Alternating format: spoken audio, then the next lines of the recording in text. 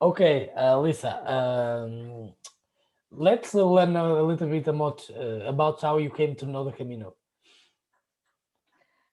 That's a good question. I live in Massachusetts, near Boston. I live south of Boston on Cape Cod. I live pretty near New Bedford, which is a large Portuguese community here in New Bedford, and we have a lot of Cape Verdean here. But there's a bookstore, a travel bookstore that was very famous in Cambridge, right near Harvard, and it was going out of business.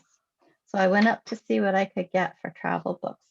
And I just kind of took a whole bunch of books that were inexpensive and looked like they might be interesting and brought them home. And among those books was one of the first copies of John Brierley's Camino Portuguese. And I didn't read it, I put it on the shelf, and it sat there for a really long time. And somebody asked me what made me pick up that book, and I said, "Oh, got a cross on the front. Looks kind of interesting." But it didn't mean anything to me. It just went on the shelf with other books. And when I was turning 50 and looking for something to mark that milestone, I had met somebody who had done the Camino. And so that's kind of where it started to snowball. So it took, like a lot of people, it took a number of years of germinating that idea um, as to why, uh, a mom who's turning 50 wants to go walk across Spain with their kid. He was 10, so that's what it turned into. And I had lived in France at different times. So I was used to being over in France, but I had not lived in Spain. I'd only visited. So we did it. We got going. He was 10 and we started in Hendaye and walked in over to Rune, and he got really sick when we got to Bilbao. He was very, very ill and he had to go to the hospital. He had strep throat. So he was super sick. So now I have a super sick 10-year-old. And but he did okay. He bounced back. I said, "You want to keep going?" He said, "Yeah, we're pilgrims. Let's go." So we kept going all the way over to Ribadeo before my knee gave out. And then we came back 2 years later to finish on the Primitivo. So we did the Norte down to Primitivo. So he's come twice. He was 10 and he was 12. Um, in between that time, we had decided we were going to move over and buy an albergue just north of Saint-Jean-Pied-de-Port in Sauveterre de Berne on the Voie de Vézelay. So I had spent those 2 years in between finding a property, buying a property, negotiating with the entire government of Bordeaux and Aquitaine to turn this property into a albergue for pilgrims, um, and sold our house. And 2 weeks before we were ready to move over to France and start our albergue, my husband filed for divorce Oh, after 15 years. So we had all of our visas were ready. We met with the people in Pau about business and economy. The mayor of Sauveterre de Berne had written a letter to Aquitaine to say that we should start this business. There was no pilgrim auberge de pèlerin there, and it was all ready to go. And then that happened. that happened. That's So unfortunate. my son and I decided, well, we're going to go back and finish. Um, and I've been back 3 times since on my own. And I came back twice to serve as hospitalera because if I wasn't going to be able to run my own albergue, I could go help in somebody else's. What was like walking with your child? Hmm. It's a very different experience because you're so responsible for their welfare, you know. Um, and I can only speak from the American mom and American kid perspective because American kids have, in my observation, very short attention spans. Yeah. You know, they don't get outside as much for activities. You know, like, okay, we walked for half an hour. Where's the taxi? Um, so it was challenging, but it was wonderful. And at that time, you know, we're going back 7 years now. Um, there weren't very many children. We saw just a couple of kids on the route, especially on the Norte and the Primitivo. Not a lot of kids.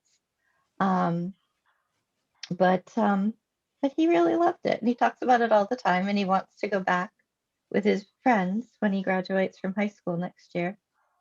Um, but it's as much as part of his life now as it is of mine.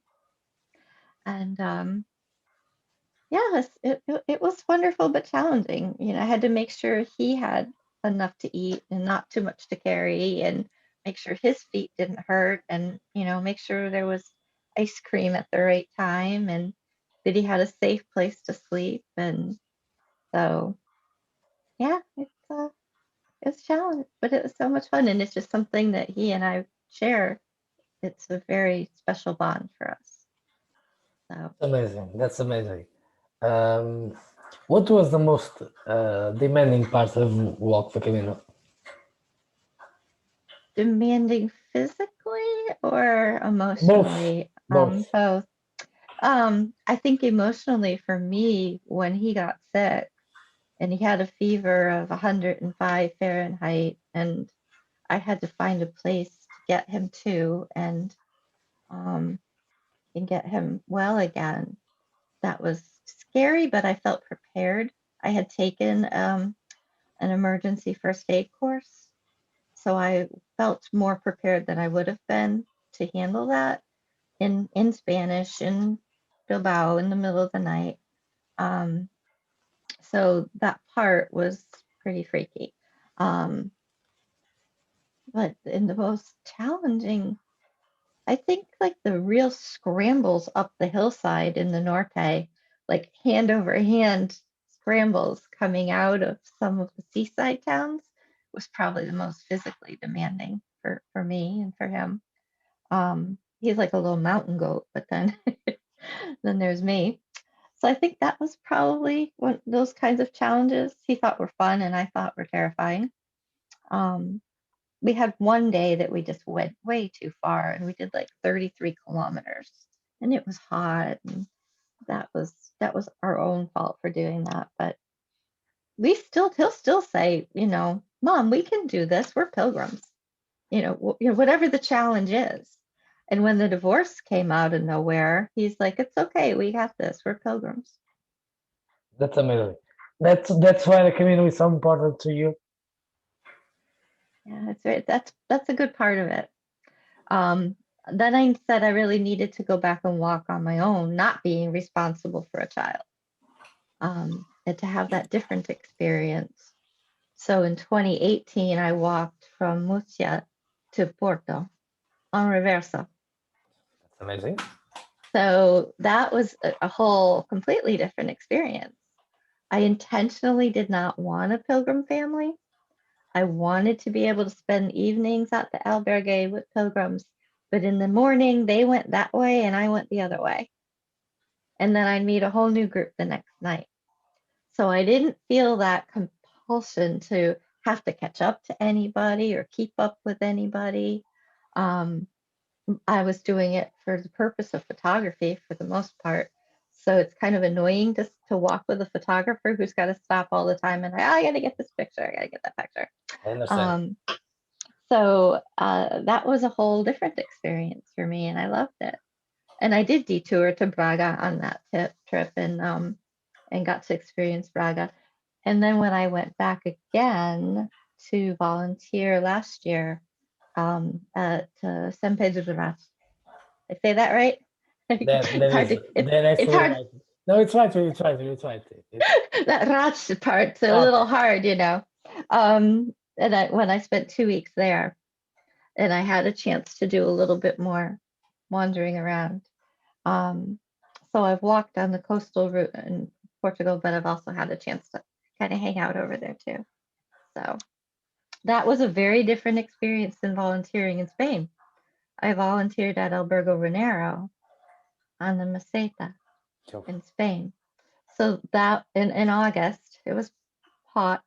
So that was a completely different experience as in hospitalero world. Very different experience. So, if I am to hospitalero, and it's different. So yeah. yeah, I am on the next albergue actually, not in Barcelos, but after Barcelos, like 10 kilometers. I am Uh-huh. volunteering there in a place called Okay. Tamel Sanfinch. Yeah, okay. We went to the market in Barcelos every week. It's beautiful. Um, if let's imagine, if you could go back to your best moment on the Camino, what moment you choose? The moment that was really transformational for me was a stop in Quilmes. Have you been to Quilmes No, but on I the know actually what are you telling tell us about. I know actually. with Padre Ernesto? Um, that was that's what made me decide I'm moving here. I'm opening an albergue. I'm going to make this happen. This is what I need to be doing. And we got to Guemes. It's a very long, hot summer day. Get to Guemes, and it was so incredibly different than anything we'd experienced so far. And if people haven't been to Quilmes yet, Padre Ernesto turned his family farm, essentially, his ancestral farm, into a compound. It's more than just an albergue, it's a compound with library and a chapel, a round chapel, and all the way around on the murals on the walls is painted the Camino de la Vida. And he has people that will come and stay for longer term and help him there and feed the pilgrims. And they do programs for church groups there.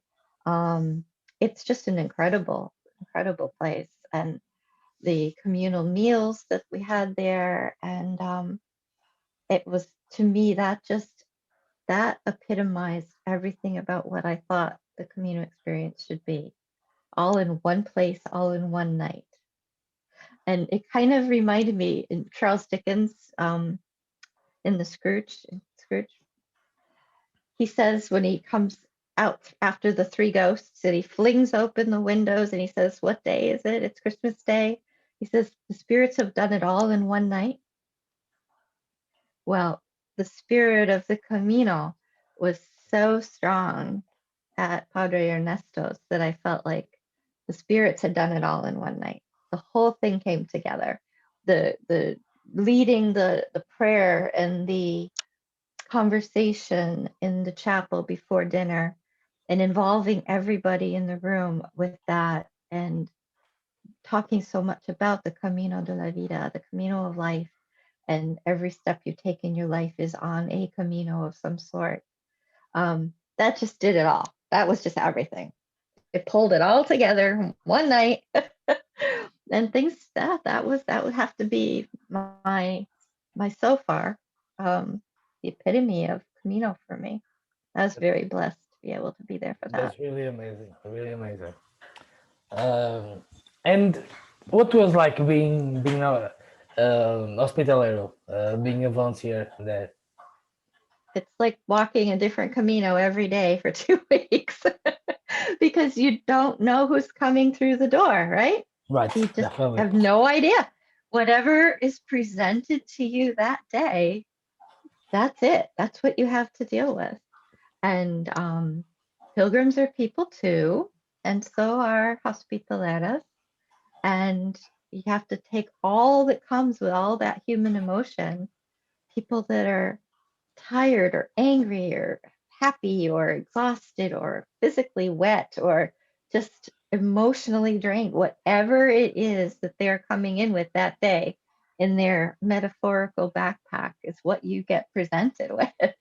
And you have maybe 6 hours with that human to have a good interaction with them and make or break their Camino, really. Not trying to give it overly important, but anybody will tell you what their worst hospitalero was or their worst albergue. It is always about an interaction that they had. It's very seldom that the shower was too short. What really they'll tell you is, oh, I got there and I wasn't greeted appropriately, or, they didn't tell me where my bed was fast enough, or they didn't have enough buckets to wash the laundry with. You'll hear that all day long. I understand you. But they very seldom, will say that that person who just listened to me when I was really just had it.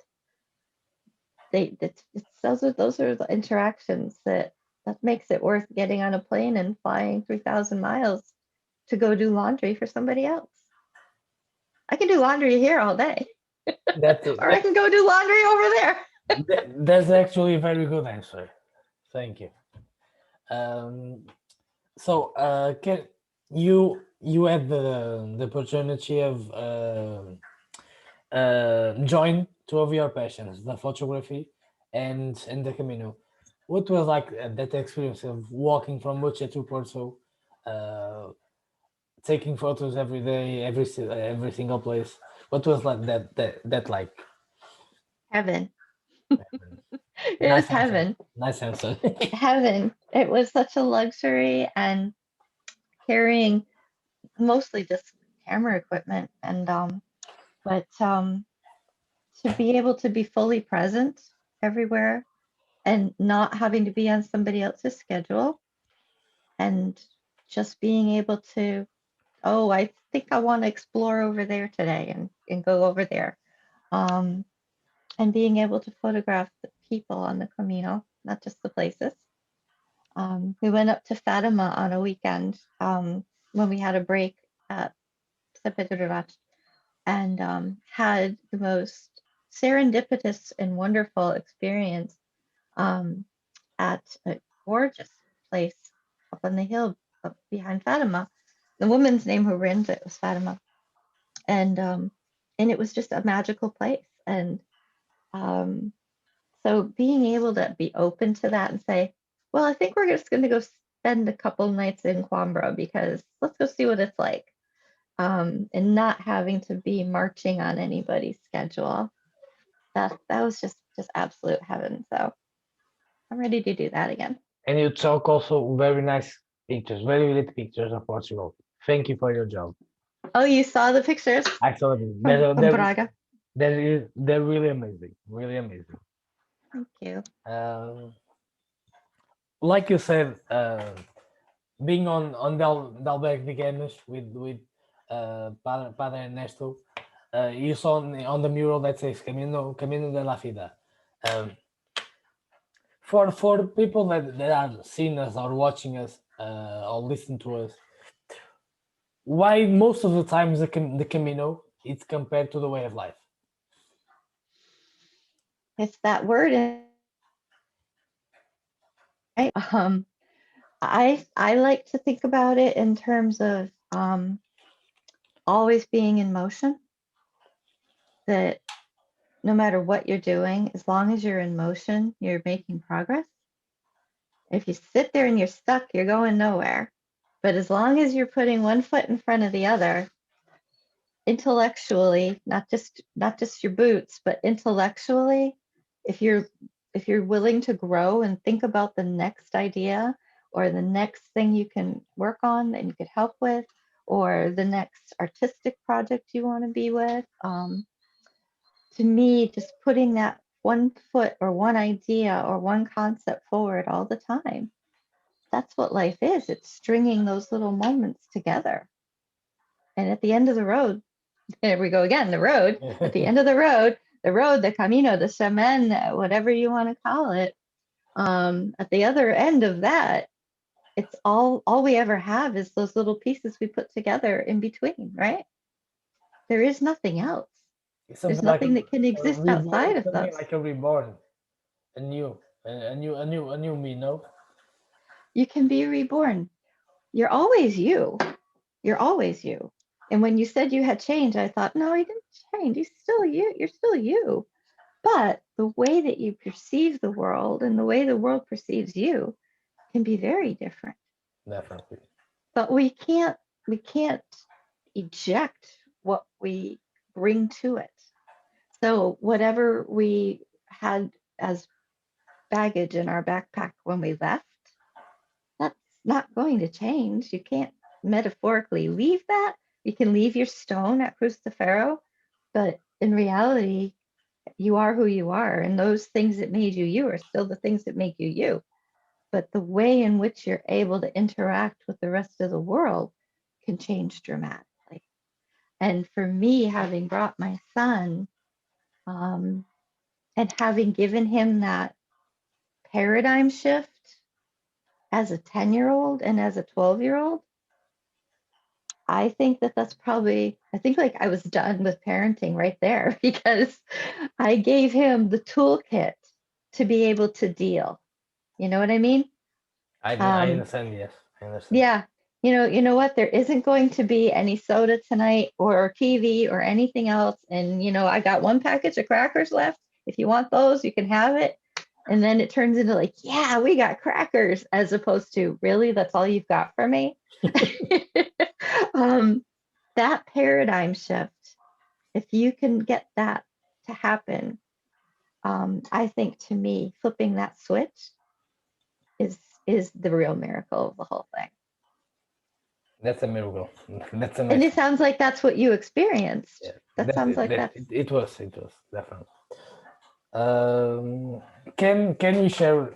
Can you share with us some stories, some experiences that you want to tell us about that were special for you? Anything?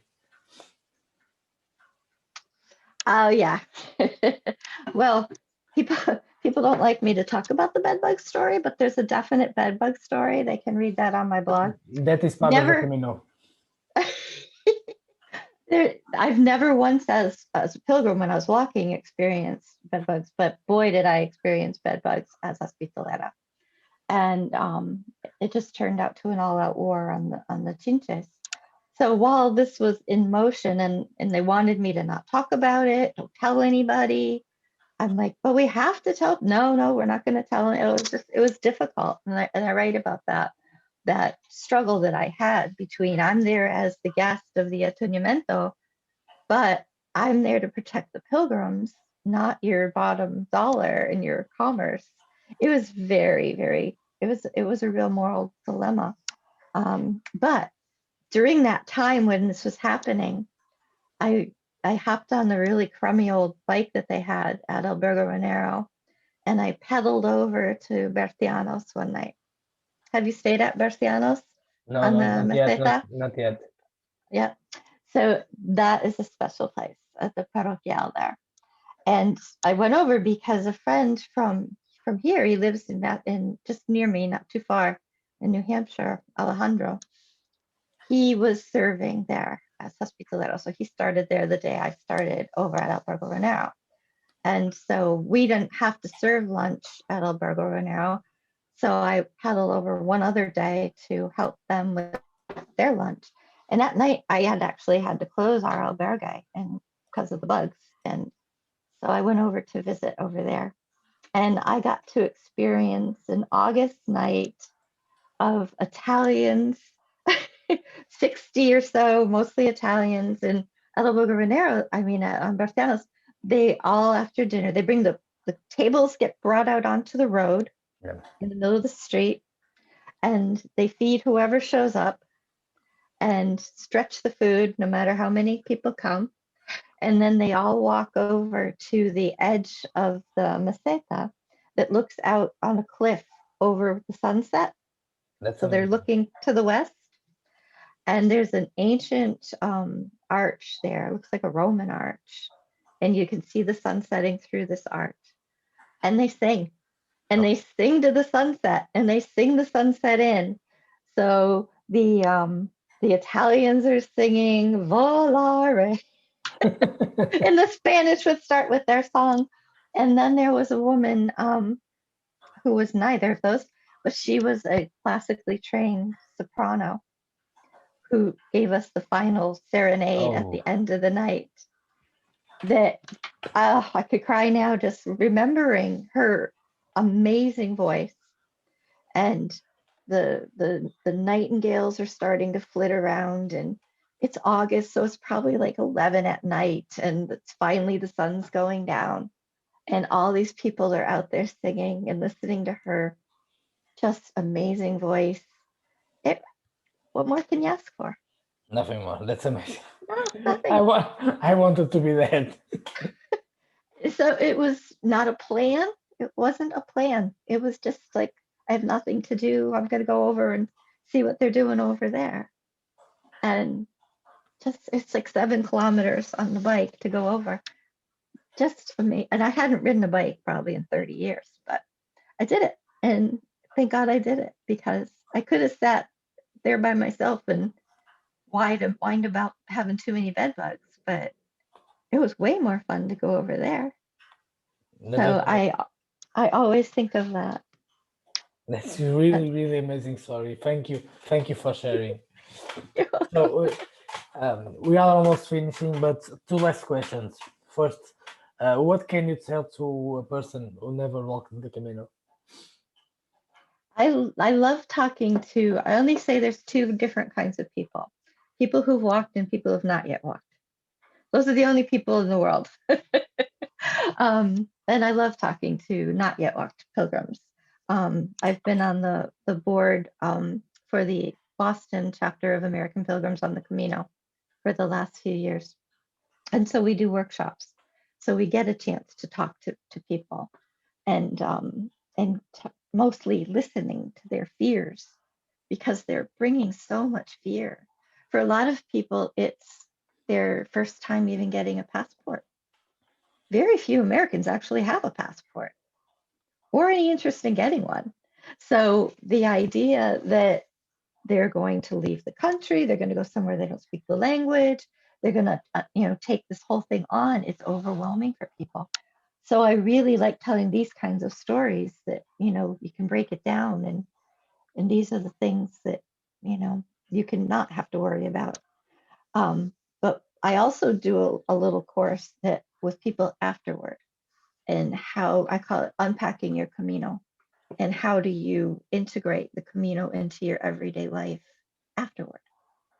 And so I like to start that conversation for the afterward with the people who haven't gone yet.